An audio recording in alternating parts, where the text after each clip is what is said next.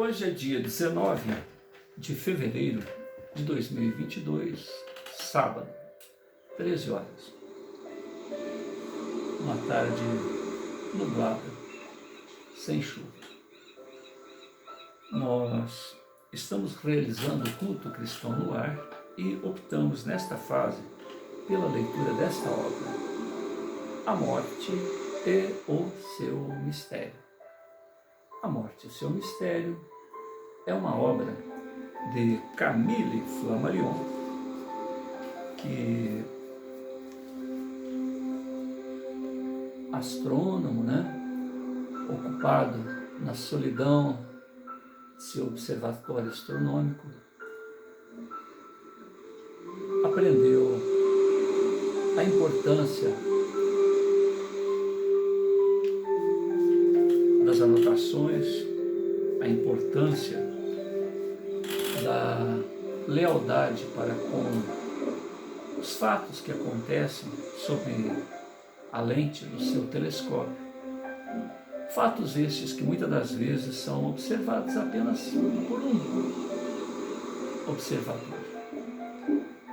Movimentos de bólides, cometas,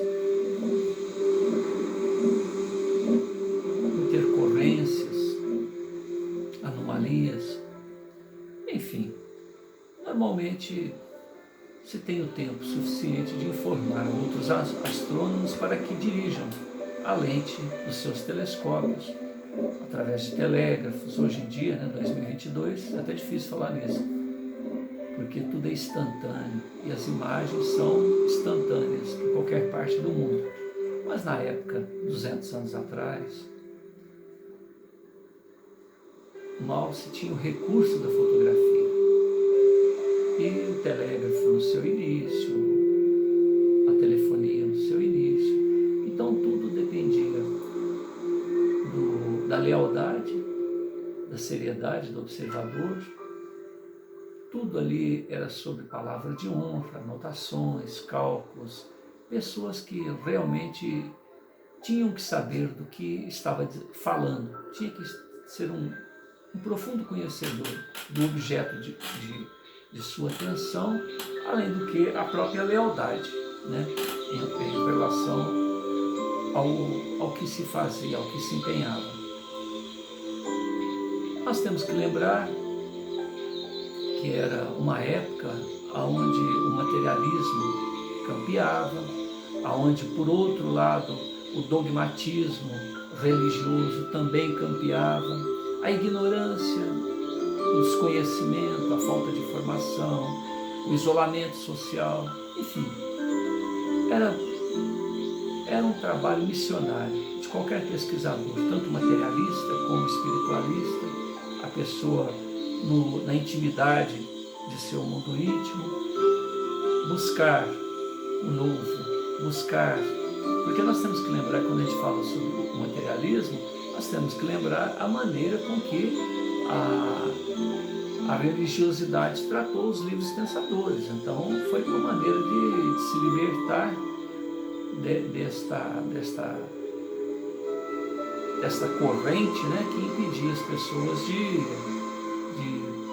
se empenharem em novas descobertas. Então foi muito importante esse movimento de libertação da ciência e até mesmo a princípio, por um processo de ateísmo, de ausência total de espiritualidade, porque foi assim que a ciência caminhou, embora distante da parte espiritual.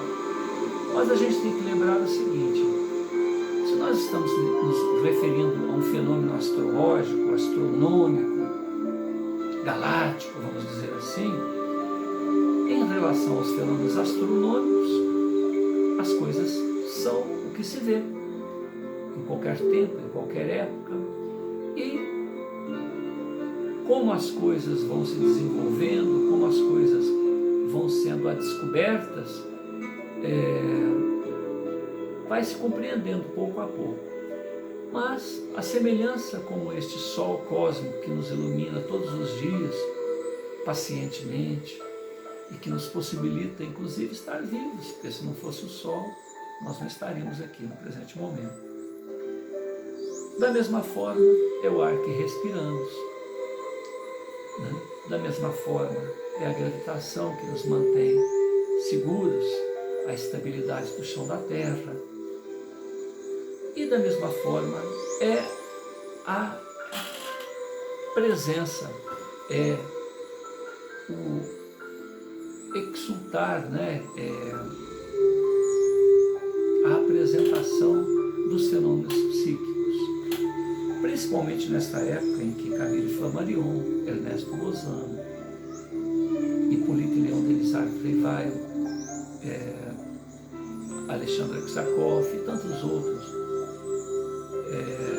fizeram esses estudos, os fenômenos pipocaram por todo lado.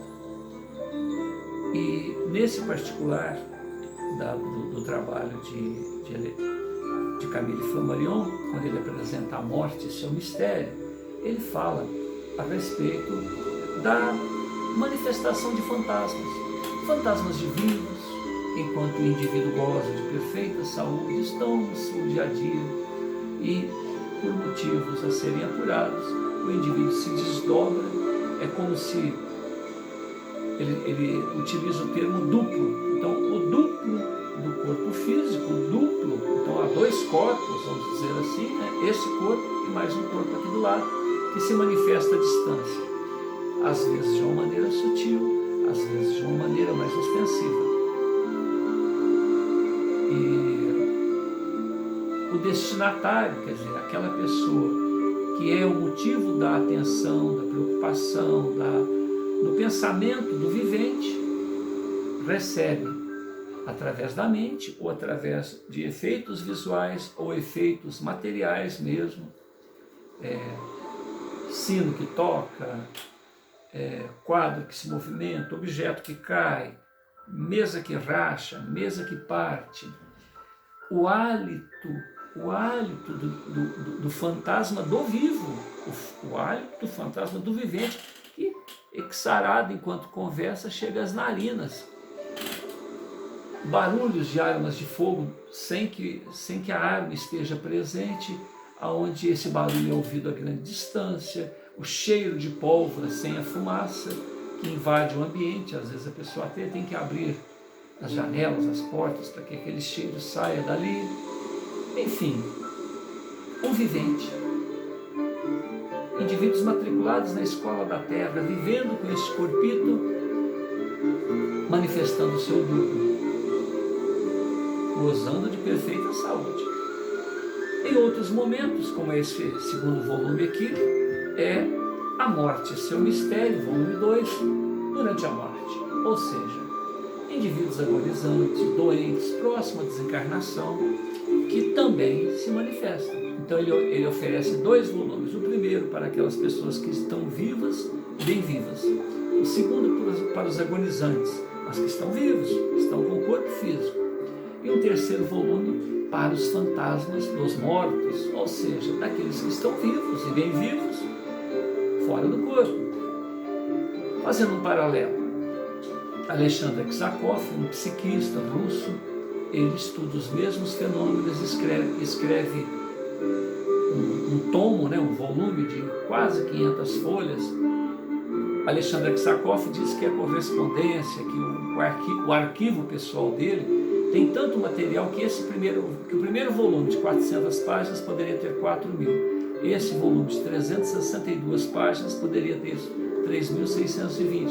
E o terceiro volume, mesma coisa. Alexandre Aksakov, que também coletou muitos casos, ele junta em quase 500 folhas material semelhante ao de Camille Flammarion.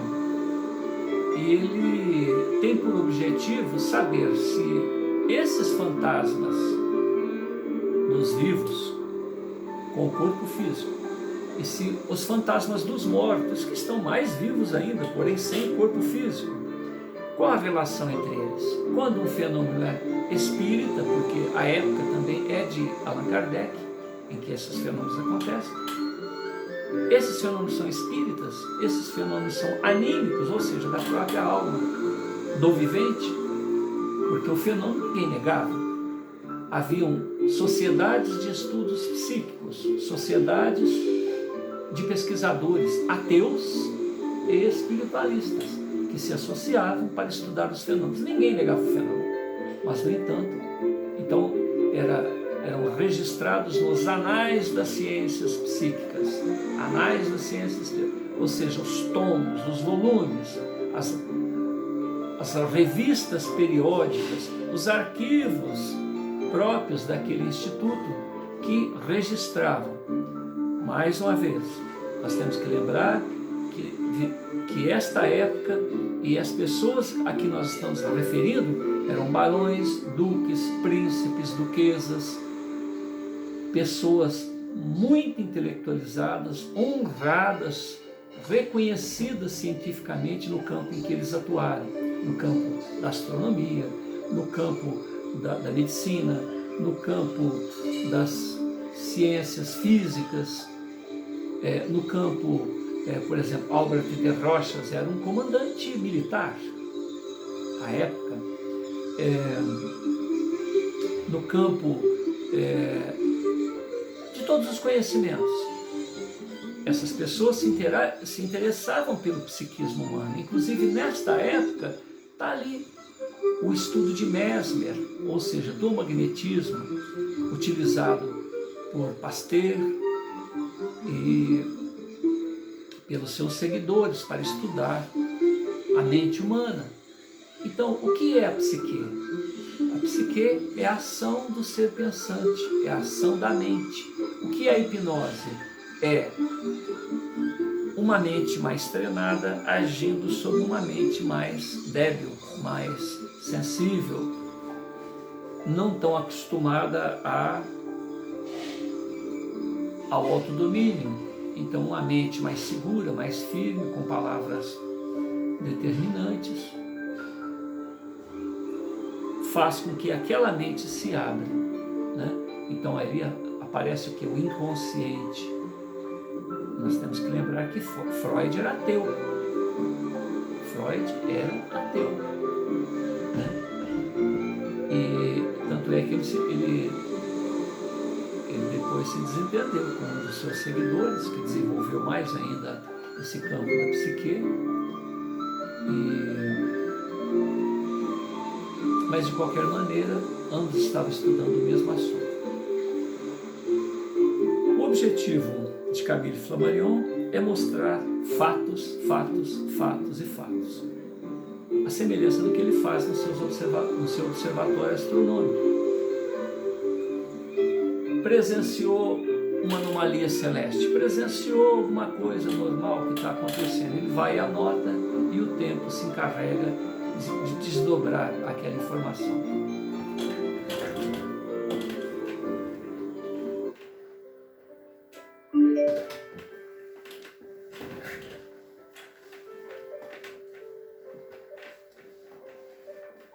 Alexandre Aksakov, né, no seu estudo, ele comenta que sempre há necessidade de que o fantasma do vivo, encarnado na Terra, participe da manifestação do fantasma do morto, nos fenômenos anímicos, e que, aliás, nos fenômenos espíritas, porque vamos considerar que um fenômeno que aconteceu, a princípio se vê que é um indivíduo que não está com o corpo físico há muito tempo. O indivíduo está desencarnado há 10 anos, 20 anos, 50 anos, e ele se manifestou, sou eu, né? Sou eu. E aquele fenômeno, para ocorrer, houve necessidade da manifestação, da presença, da interferência do organismo e da psique de um fantasma de vivo, de um indivíduo que está matriculado na escola da Terra, está aqui ainda no chão da Terra.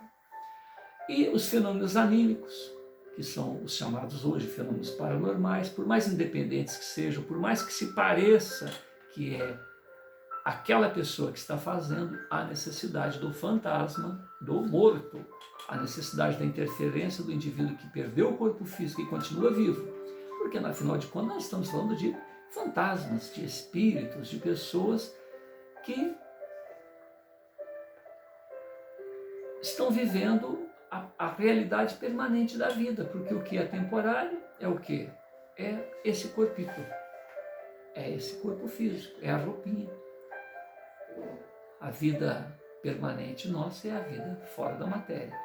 Certamente, nós temos um processo evolucionário junto ao qual esse corpo é necessário por milênios. Quantas e quantas oportunidades nós vestiremos roupas diferentes. Mas haverá um momento em que a realidade permanente nossa será a realidade fora da matéria. Né? Vários pensamentos aqui, vários pensadores são apontados por Camille Flammarion, então nós vamos rememorar nos capítulos anteriores aquelas frases que caracterizam o capítulo. Tenhamos olhos para ver. Tenhamos espírito para julgar. A necessidade dos olhos de ver, mas a necessidade da intelectude, do desprendimento de nossos preconceitos, de nossos projetos pretéritos, para observar o fato com olhos de ver, para poder julgá-los corretamente.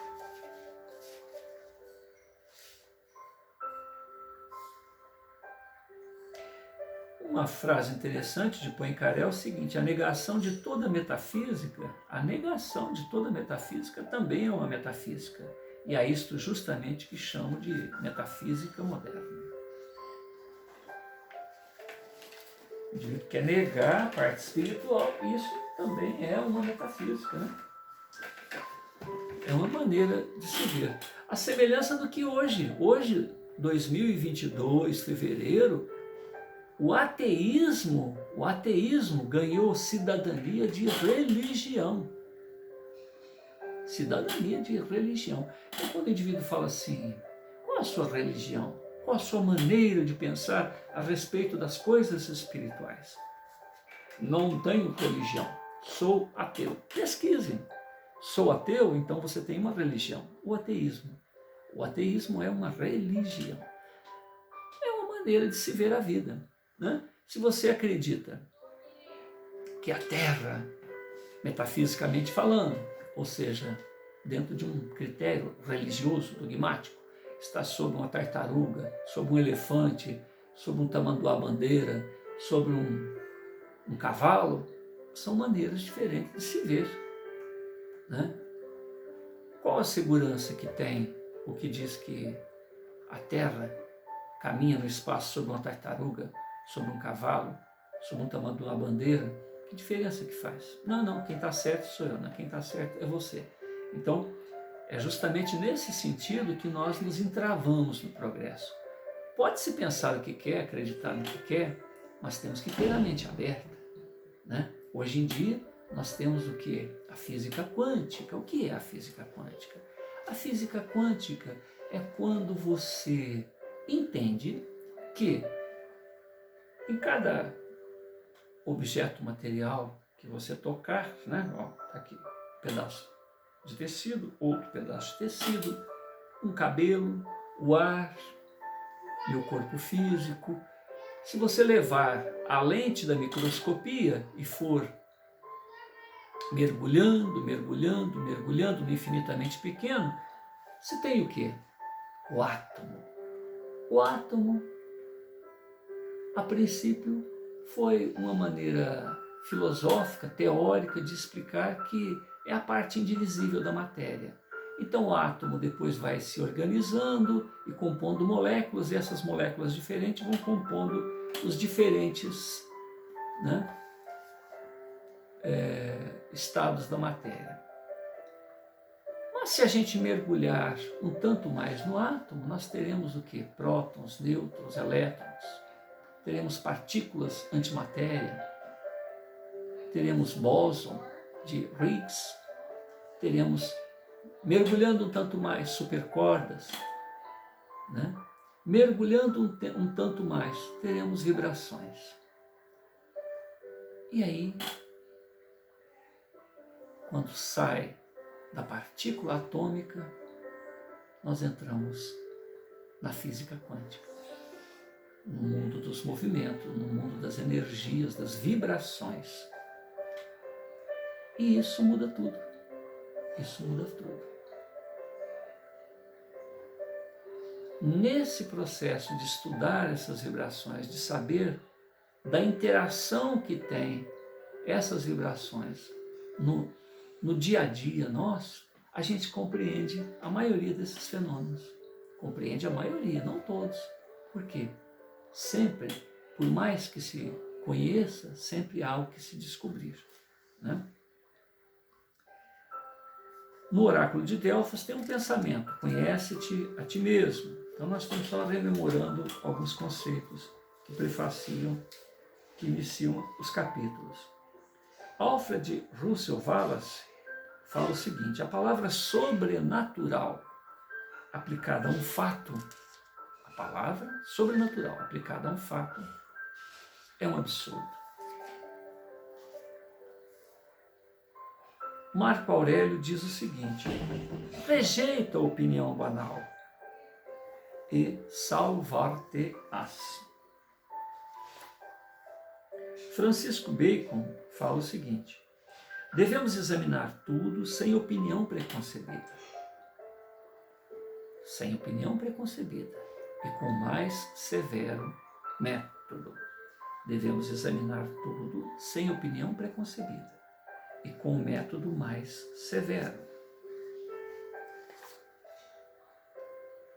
Huxley, Huxley, fala o seguinte: as possibilidades da natureza são infinitas. As possibilidades da natureza são infinitas. Laplace,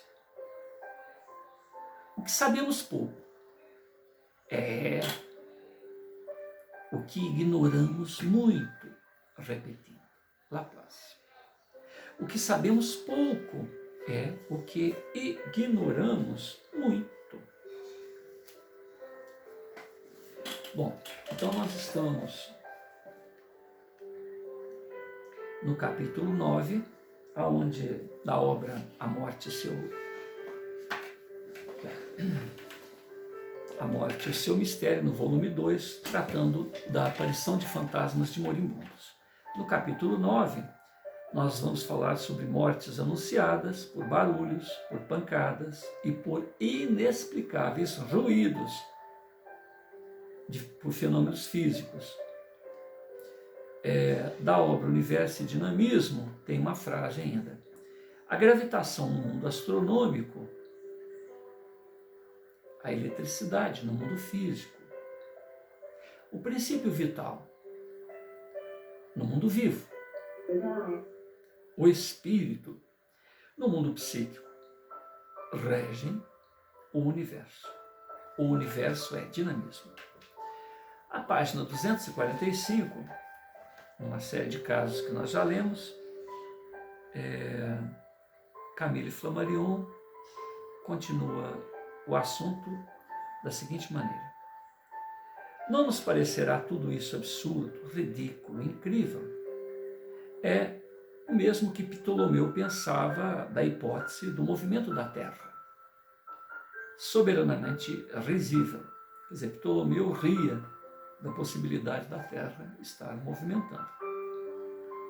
É também o efeito produzido pelas patas agitadas das rãs de Galvani. Esclarecendo, Galvani fez uma experiência. Pegou várias rãs, cortou-as da cintura para baixo, então ficou só essa parte, daqui para baixo, só as perninhas. Passou um arame em todas elas e colocou como se fossem roupas ao sol para secar. Então, estava lá aquele fio metálico, né? Fio de cobre, fio galvanizado, sei lá, unindo aquele monte de rãs partida da cintura para baixo lá. E, curiosamente, sob a ação da luz do sol, sob o calor da luz solar, as perninhas das rãs começavam a se agitar. Então o magnetismo do Sol fazia com que, através daquele fio metálico, havia-se energia, eletricidade, para que se suprisse a ausência da eletricidade que estava faltando naquela parte da rã que foi subtraída da mesma. Então as rãzinhas ficavam dançando no varal lá, tendo apenas a parte de baixo expostas ao sol. Isso passou a ser chamado a dança das rãs e foi muito ridicularizado. As pessoas não entendiam, ele precisou apresentar, né? Galvani precisou apresentar toda a sua teoria a respeito da eletricidade no corpo humano para que as pessoas compreendessem o porquê que é que as rãs estavam dançando. E a gente já citou anteriormente que a semelhança do que acontece hoje, em relação, hoje que eu falo, na época do Camille Flammarion e de seus contemporâneos, como hoje, inclusive. As pessoas zombam dos fenômenos psíquicos, zombam dos assuntos relacionados à física quântica, à espiritualidade, porque não compreendem. Os cientistas, à época de Galvani, zombavam um dos outros. A pessoa vinha, apresentava uma informação do tipo, há alguma coisa que contamina a pessoa. Eu sugiro que... Filho, você está fazendo barulho, tira daqui. Põe de lá, que está fazendo barulho, está me atrapalhando. Você tira? Põe para lá. Bernardo, você está fazendo barulho, está me atrapalhando. Eu tenho um netinho de 6 anos, toda vez que eu estou gravando, ele e a irmãzinha dele parece que escolhe a hora de fazer barulho. Então, Inácio Senevais, ele tinha acesso ao hospital, que me parece era como se fosse um médico, e ele observou que as pessoas, uma senhora ia para o hospital para ganhar um filho, e geralmente saía morta de lá. Por quê? O que estava acontecendo? Uma parteira tinha mais sucesso em casa com o parto, apesar de toda a limitação, de toda a dificuldade que ela tinha, uma atividade empírica, né? Ela tinha mais sucesso do que os médicos nos hospitais. Ele observou isso e começou a observar como é que era a rotina dos hospitais. A rotina era o seguinte: os médicos se orgulhavam de ter o corpo todo coberto de sangue. Então, se olhava, parecia um açougueiro que acabou de receber a carne, está com o corpo todo coberto de sangue. Bernardo, não deixa fazer barulho não, mas você está fazendo muito barulho. Tudo que você está fazendo está atrapalhando o vovô. E está gravando como fica. Ontem você fez isso. Eu prometi ignorar, né, deixar para lá, mas é interessante o bacana, né? Então, Inácio Senevais, ele pensou e falou: poxa, existe alguma coisa que está no corpo de alguém doente que passa para o outro. Ele observou isso e ele comentou com seus pares. Ele disse que as pessoas precisariam lavar as mãos, trocar a roupa, de preferência usar a roupa branca para que se percebesse qualquer sujeirinha. Qual foi a reação dos seus pares? Chamavam-no de louco e se ocuparam em, por motivos que só a eles pertencem, colocá-lo no hospital psiquiátrico. Tem filmes até sobre isso. E aconteceu o seguinte, como eles estavam... só para maior clareza. O necrotério ficava junto com o atendimento das pessoas que estavam aí. Então imagina uma mãe que estava tendo um filho, quer dizer, ela não estava nem doente, ela estava tendo um filho. Um tapume, uma divisória, como se fosse uma cortina, como se fosse um pedaço de madeira, separava o necrotério do atendimento. O médico que atendia uma necrópsia saía de lá e ia atender uma parturiente. Então era muito comum. Uma mulher acabou de morrer de infecção puerperal. Infecção que só ocorre numa pessoa que acabou de dar à luz a uma criança. Por que ela morreu? Ninguém sabia. Mas ele estava lá, não lavava a mão, ia lá atender a pessoa que ia dar à luz a uma criança. Ele passava a infecção. Então, Inácio Senevais falou o seguinte: vocês vão me internar no hospital psiquiátrico. Ah, tá. Olha, gente, é o seguinte, ó, eu vou morrer de infecção puerperal. Aí ficou constatado, realmente o homem era louco, porque a infecção puerperal é a infecção decorrente de uma mulher que acabou de dar à luz. Como que um homem pode dar à luz a alguém e ainda morrer de infecção puerperal? É louco, né? Vamos internar. Então os enfermeiros vieram para pegá-lo. O que ele fez? Ele pegou um bisturi, cortou o pulso, enfiou dentro da vagina, ou esfregou na vagina de uma defunta, né? Uma senhora que acabou de morrer por infecção puerperal. Foi jogado numa cela lá, e no período próprio, né, que acontece uma infecção puerperal, 24 horas ou um pouquinho mais, ele morreu com todos os sintomas de infecção puerperal. Então, como que um homem, depois de se cortar no pulso, passar na vagina de uma mulher que morreu de infecção puerperal, poderia ter os mesmos sintomas que a mulher que morreu de infecção puerperal passou, até chegar ao óbito, né? E com isso, Louis Pasteur, atento a esta ocorrência com Inácio Senevais, ele, químico, desenvolveu sabonete para limpar alguma coisa que ninguém vê, mas que está ali. Também pediu para que as pessoas usassem branco e quase passou apertado, igual Inácio Senevais.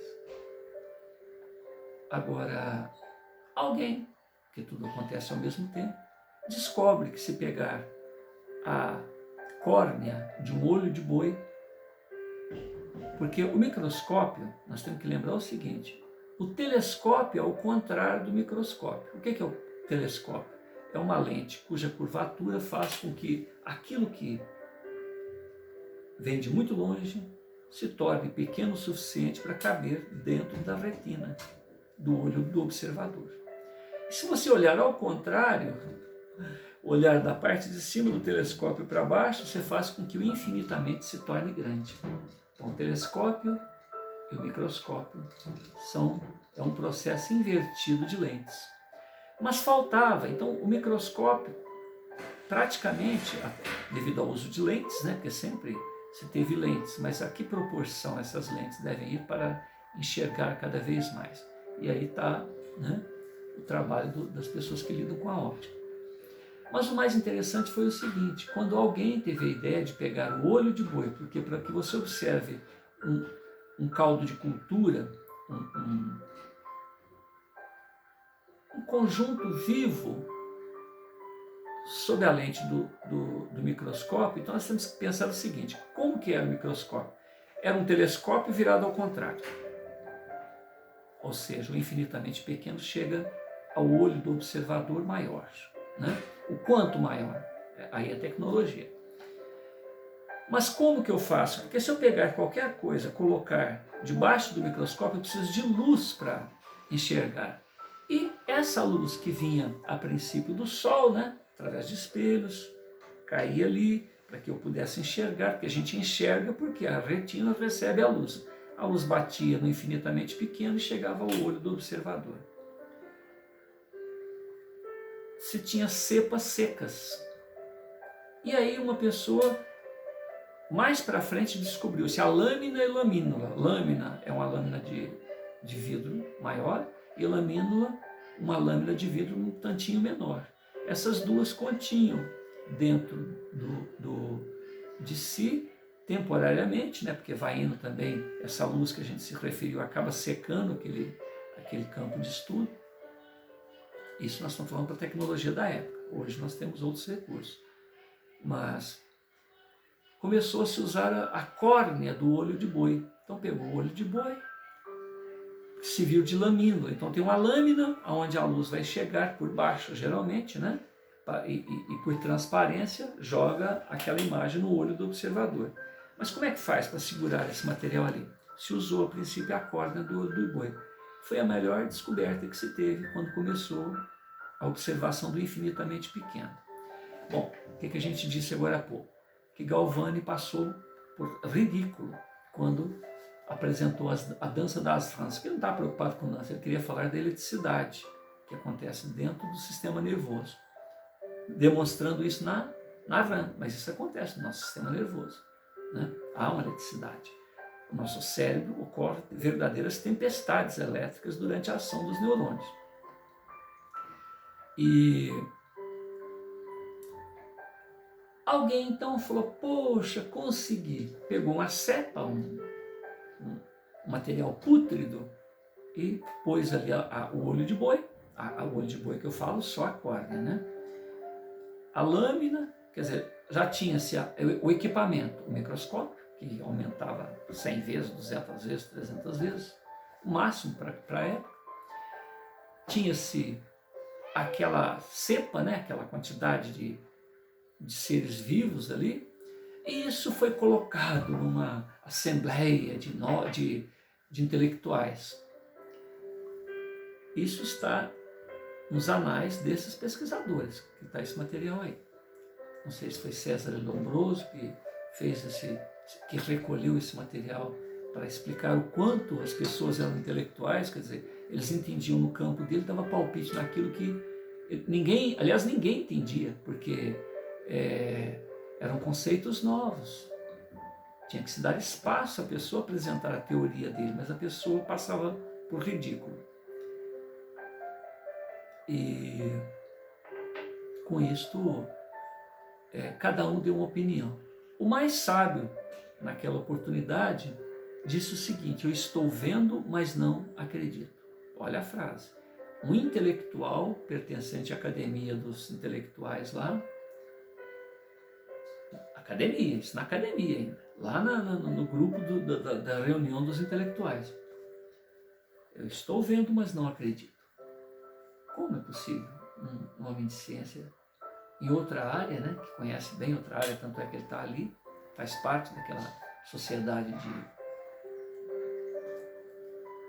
de pensadores, dizer que vê, mas não acredita? E na época, então, o que a igreja dizia sobre a doença? Manifestação do demônio, né? Então a gente está falando, o próprio Einstein, ele apresentou a teoria dele a respeito da relatividade universal e ele não explicou, ele deixou por conta das pessoas entenderem aquilo, e não foi possível. Houve necessidade de que ele fosse chamado junto aos intelectuais da época e ele próprio explicar. Com isso as pessoas passaram a entender, né? Mas a física quântica, até hoje, existe uma resistência muito grande em relação à sua maneira de explicar a vida.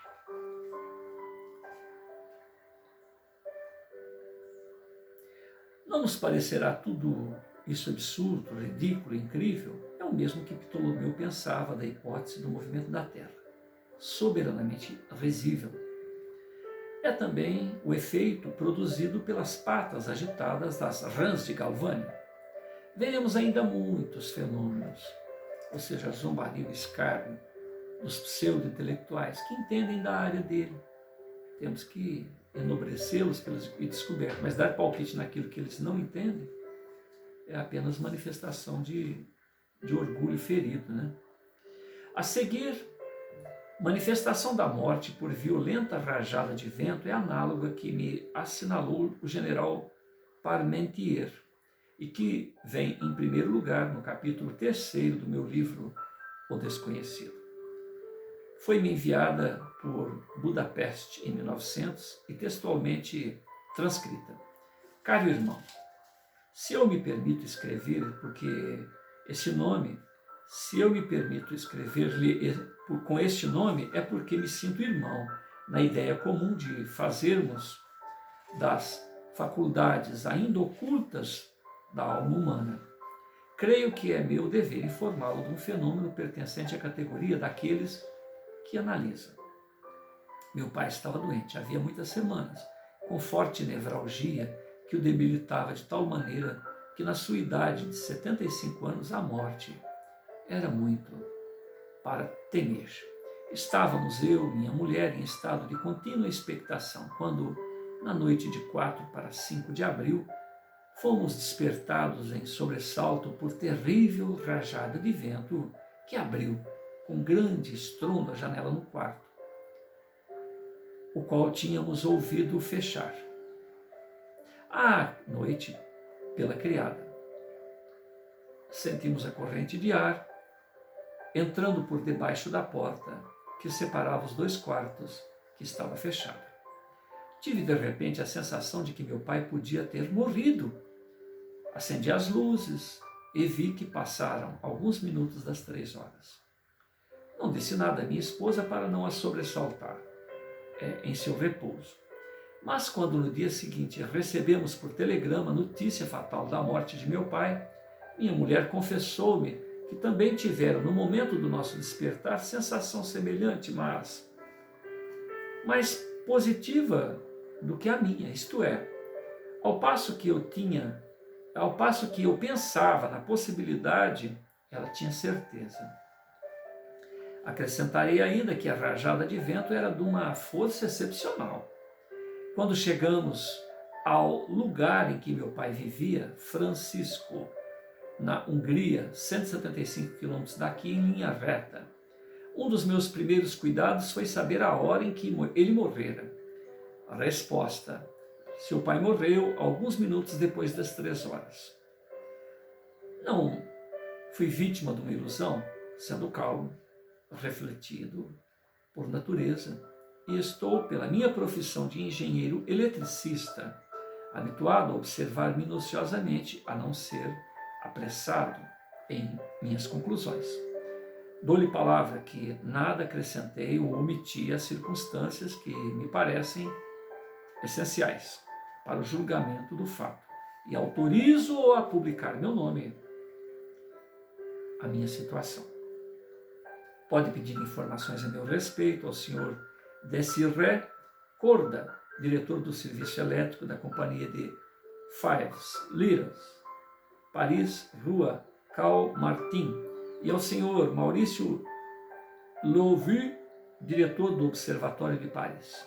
Aceite, caro irmão, a expressão sincera da minha consideração mais profunda. Carta de número 988, Leopold Stark, Budapeste 2, Koivoas 34, Rua, Hungria. Segundo essa narrativa que publiquei inteiramente, o fato não pode deixar a menor dúvida em nosso espírito, ainda que seja absolutamente inexplicável para a nossa atual ciência. Juntamos materiais como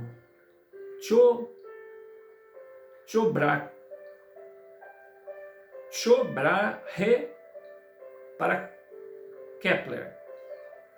Se tivéssemos apenas um caso único deste gênero, poderíamos, em rigor, contestar-nos. Não, poderíamos, em rigor, contentar-nos com a suposição de uma rajada de vento que chegasse ao ponto fixado por coincidência fortuita. Mas há muitos outros e perfeitamente averiguados. A observação seguinte, não menos inegável, é do mesmo gênero. Numa carta que recebi em 1899 do Sr. Mário Mariaggi, havia 2 fatos a reger ou a reter na memória. Mencionei apenas um, em O Desconhecido, página 116. O seguinte tem aqui o seu lugar. Meu chorado avô morto, depois, homem de sólido espírito, raciocínio são, e dos menos inclinados a alucinações, contou-me bastante vezes, confiando em si, tendo ouvido bem, certificando-se por si mesmo, nunca fez a menor concessão, senão quando quiseram insinuar-lhe no momento em que contava o caso pela 100ª vez, sem lhe mudar uma sílaba, que talvez sem ele saber fosse joguete de um sonho, ou logrado por sonolência. Cedo-lhe a palavra. Então, segundo as palavras do avô. Minha cunhada, moça de 19 anos, caiu doente muito depois do meu casamento com a sua irmã. A doença foi muito demorada e, em fins desta triste quadra de outono que devia levá-la, esperando em cada dia um desenlace fatal, toda a nossa família passava as noites perto dela. Devo dizer-lhe que esta querida amiga tivera sempre por mim a maior ternura, chamando-me constantemente para junto do seu leito. Eu vivia então na extremidade da população oposta à que ela habitava. Eu repousava um pouco, entregue aos meus tristes pensamentos, porque bem previa que esta existência não poderia durar muito, quando de súbito, e por 3 vezes consecutivas, fortes pancadas agitaram as portadas e a sacada, ambas fechadas com fechos de correr, e cujas janelas davam para pequeno pátio cercado de casas, sem aberturas para o nosso lado. Levantei-me, abri a sacada, os reposteiros e verifiquei que nada havia sido danificado. Mas tive o pressentimento de que minha cunhada acabara de expirar. Desci e teria andado apenas 20 passos na rua quando uma vizinha disse chorando: "Ela morreu." "Eu já o sabia", respondi. Carta de número 104. É seguramente estranho, fantástico, incompreensível, continua Flammarion. Uma encantadora mocinha que morre na mais tenra idade e cuja morte se manifesta por abalos furiosos, sacudindo janelas. Esses fenômenos físicos brutais lembram-nos o movimento da faísca, o movimento da eletricidade. Talvez que a comparação de todos os fatos estranhos nos forneça uma solução. Falaremos a respeito mais adiante. A minha banca de trabalho está sobrecarregada, no momento, numerosas observações deste gênero. Escrevia-me um leitor no princípio do meu inquérito, abre aspas, para corresponder ao seu desejo, formulei as suas perguntas aos 15 rapazes no meu curso de adultos. 13 entre eles responderam-me que tinham ouvido falar de fatos dessa ordem. 2, porém, declararam conhecê-los. Quer dizer que todo mundo, 13 ouviram falar e 2 deles conheceram esses fatos. Eis o principal, foi um moço de 23 anos que me contou.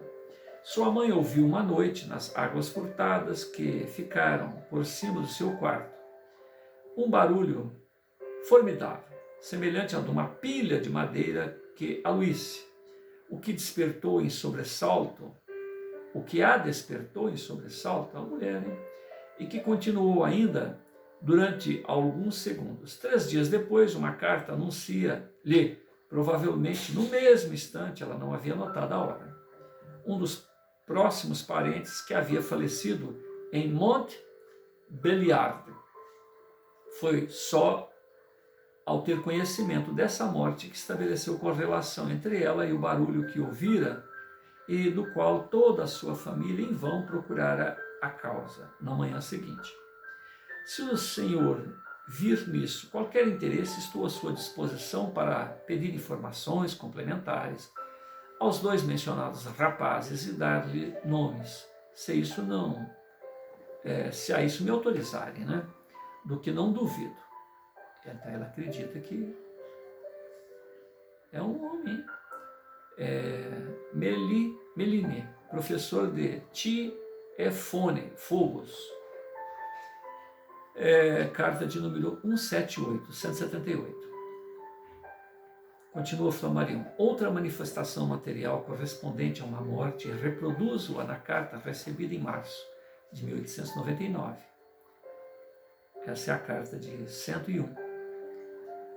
Quem assina é Texier, escriturário da Marinha, função de Ruelle, entre parênteses, Charente.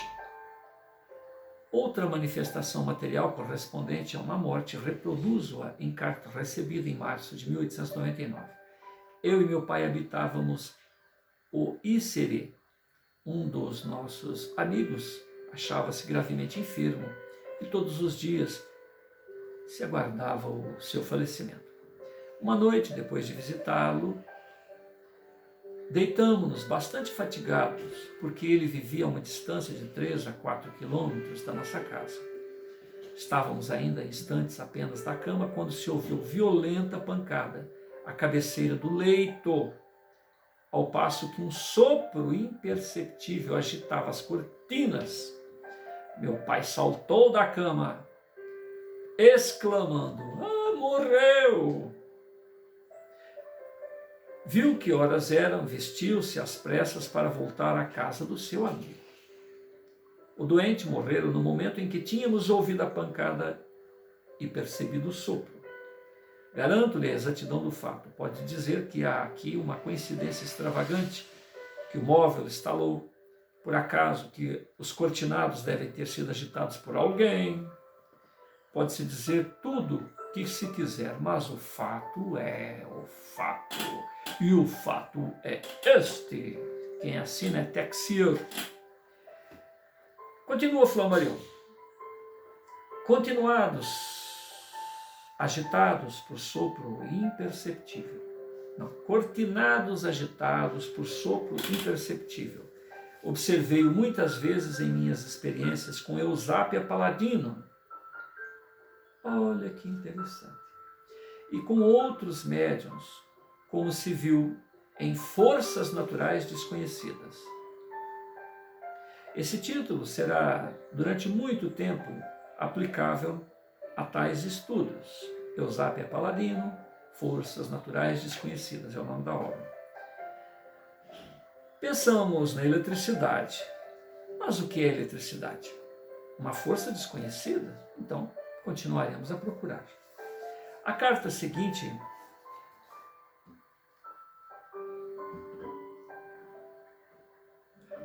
interessante, quer dizer que o Camille Flammarion também estudou Eusápia Paladino? Eu não sabia.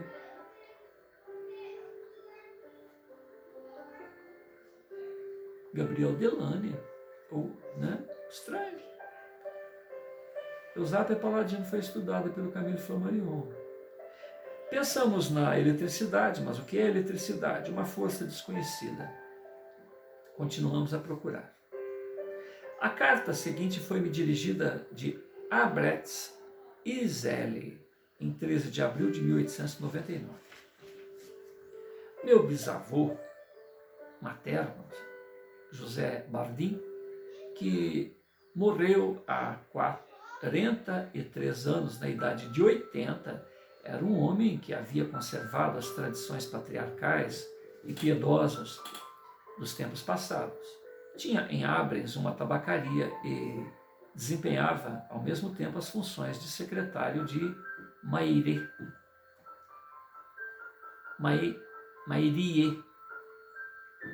Todas as noites, no meio de sua numerosa família, fazia-se ouvir em alta voz a oração, em comum, em compartimento contíguo ao estabelecimento. Uma noite, cerca de 9 horas, quando toda a família orava, produziu-se um ruído extraordinário na loja, como se tivesse imprimido um abalo formidável ao pesado balcão, fazendo ressoar ruidosamente as balanças de todos os objetos que nele se encontravam. Todos correram para o compartimento referido, procurando o motivo de tão insólito barulho.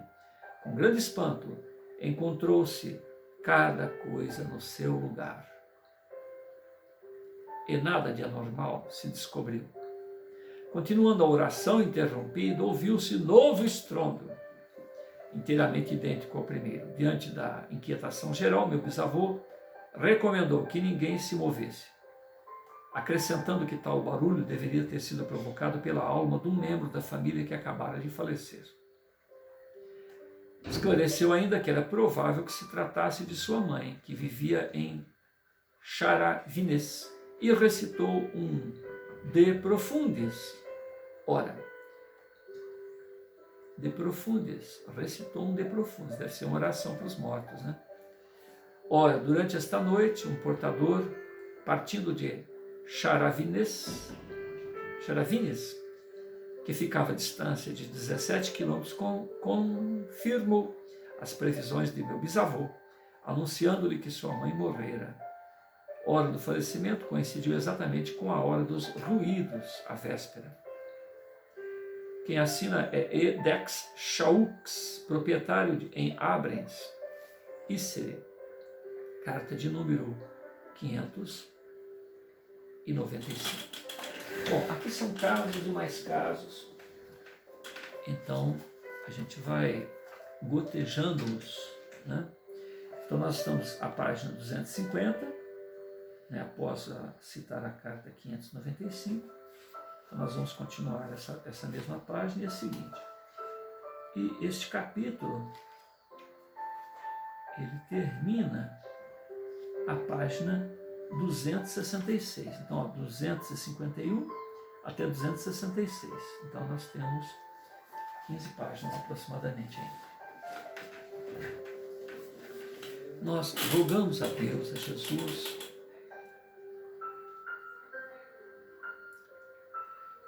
e acima de que continue nos abençoando, no sentido de permitir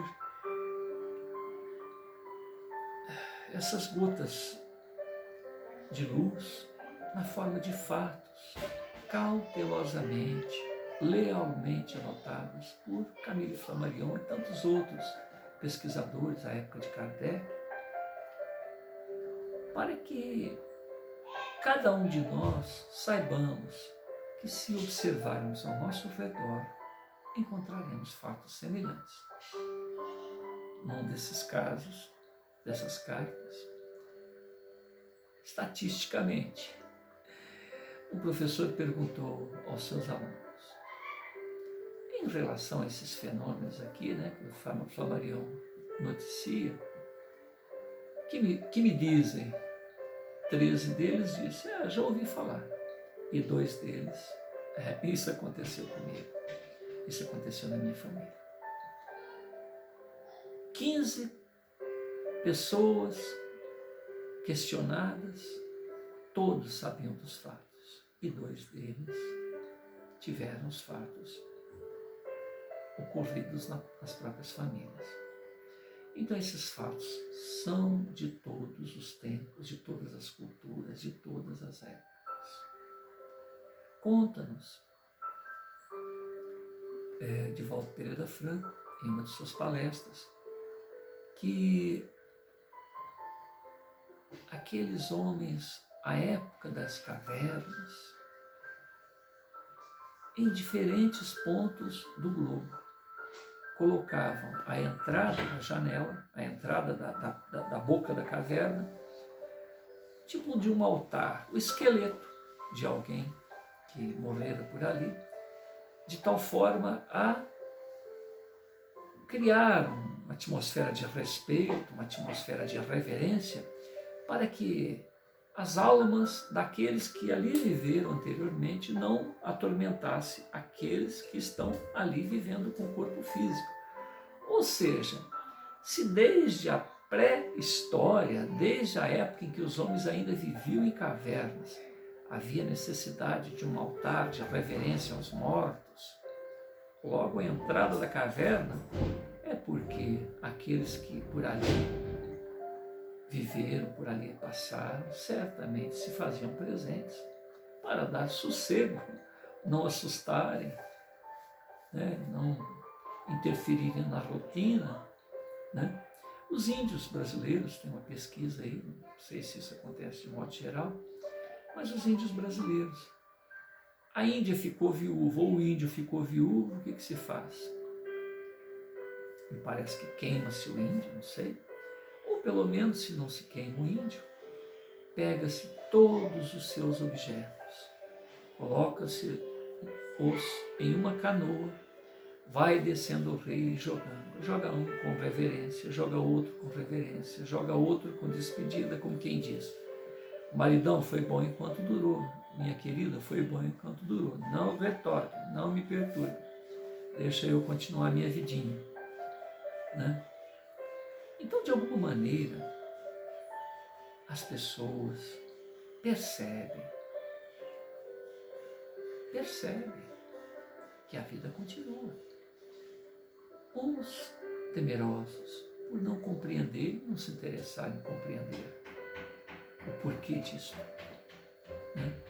É a nossa mamãe querida, nosso filho querido, desde que esteja conosco, porque se estiver do outro lado, ó, quero distância. Olha que coisa absurda, que dádiva, saber que a vida continua. É uma descoberta de se louvar, agradecer por saber disto. O que uma mamãe, o que um filho querido perde? Ou o que ele adquire quando deixa o corpo físico? Por que o temor do ente querido? Tem um caso que foi contado por um palestrante, aonde uma irmã, né? Uma irmã, duas irmãs que se amavam intensamente, uma delas desencarna. E, como diz, né, a oportunidade, a saudade, a que desencarnou vem e se manifesta, aparece para outra. E quando ela abre os olhos e observa a sua irmã, ela, a princípio, fica muda, né, e diz: olha, mana, eu te amo, te adoro, continuo te amando, continuarei te amando, mas por favor, não volte aqui, eu não quero saber de você por aqui. Se tiver que encontrar com você, do lado daí, fica daí, eu fico daqui. Olha que interessante, que fatos que nos levam a profundas reflexões. E com isso, nós nos despedimos e rogamos a Deus que nós possamos ser um tanto mais abertos às realidades que dizem diretamente a respeito a nós, porque afinal de contas a única certeza que se tem durante o período em que estamos aqui na Terra é que este momento do desenlace do corpo físico vai nos ocorrer, a semelhança do que fazemos quando iremos para uma viagem muito longa. É saber da cultura de um povo, é saber do clima, é saber do tipo de alimento que estiver ali disponível, para saber se dá para viver por ali. Eu, particularmente, eu que estou comentando com vocês, eu não tolero peixe. Se eu tivesse que ir para uma região onde só tivesse peixe, frutos do mar, eu certamente iria desencarnar, se não houver pelo menos um vegetal para comer. Porque o cheiro que vem do mar, o nitrogênio que cai do céu, na chuva, que fica impregnado no peixe, que sai do mar, me causa náuseas. Não, se alguém comer um peixe ou um fruto do mar perto de mim, eu simplesmente não como, não me alimento. Uma vez minha irmã, querendo me agradar, me levou num restaurante chique, pegou um peixão bem grandão, e sabendo que eu não gostava de peixe, falou: olha, esse peixe foi preparado de tal forma que ele não tem cheiro de peixe. Para quem come peixe, não sentiu o cheiro do peixe, mas para eu que não como peixe, enfim, não consegui beber uma água, um refrigerante, porque o paladar está associado ao nariz, tanto é que quando a gente fica resfriado, né, a gente não sente o paladar. Então eu ia tomar uma água, dava a impressão que eu estava bebendo suco de peixe, né? Então esse comentário que a gente faz é para dizer que se todos nós somos imortais, Tanto é que a nossa mamãezinha, a nossa irmãzinha, nosso irmãozinho, nosso amigo, nosso inimigo estão aí nos mostrando, através das obsessões, através dos gestos de amor, de se fazerem reconhecidos. Se eles estão vivos, nós também estaremos. Então não é interessante se saber deste universo? Tanto esforço desses pesquisadores, tanto esforço dos nossos entes queridos, nossos entes amados e de nossos inimigos em se fazerem mostrar para nós desta ou daquela maneira, se reconhecemos a presença dos fantasmas sem nos entendermos. Nós próprios também somos fantasmas divinos, que podemos até nos manifestar em duplos, né? Em ambientes diversos. Então estamos lá visitando a nossa mamãe, nossa namorada, nossa esposa, nosso colega de trabalho. Há casos de pessoas que estão convalescentes, políticos, pessoas que tinham que votar uma determinada lei e que essa pessoa foi vista lá no parlamento. Todos o cumprimentaram, ele não falou com ninguém. Então, ao depoimento de vários parlamentares, isto foi motivo, alvo de notícia até nos jornais da época, além do estudo dos psiquistas.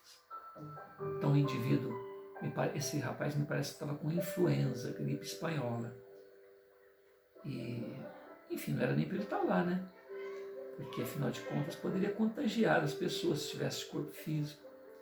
Mas, de qualquer maneira, todos o viram, porque o presidente precisava de apoio lá, de voto e tal. Então, como é que foi o desenrolar dele durante a votação ou não? E parece que a própria presença da pessoa ali mostrava, ele era declaradamente a favor do presidente. Então, olha só de onde que vem esses fatos. Duques, duquesas, príncipes, reis, políticos, mamães, papais. Tem caso de um pianista, de um indivíduo que fazia órgãos, fazia instrumento musical, órgão, com todo amor, com todo carinho, com toda responsabilidade, e ele também se enfermou. E ele se ausentou alguns dias, ele terminou de fazer o órgão, mas faltou fazer a afinação do órgão. E o padre, o pároco, o cúria, estava na expectativa, sabia que o rapaz estava doente e aguardou que ele fosse lá terminar o serviço de afinação do instrumento musical, do órgão. E como o pároco morava próximo, quase que ao lado da igreja, ele escutou na noite em que esse indivíduo morreu.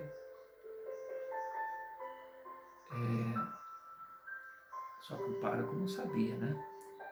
O órgão tocando divinamente, isso segundo a versão do pároco, né? E na residência do moribundo, as pessoas estavam ali sabendo que ele estava muito doente, de repente ele, todo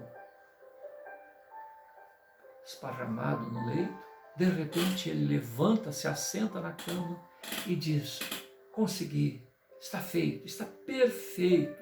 Vamos dizer, como que fosse uma conjectura, o órgão está afinado.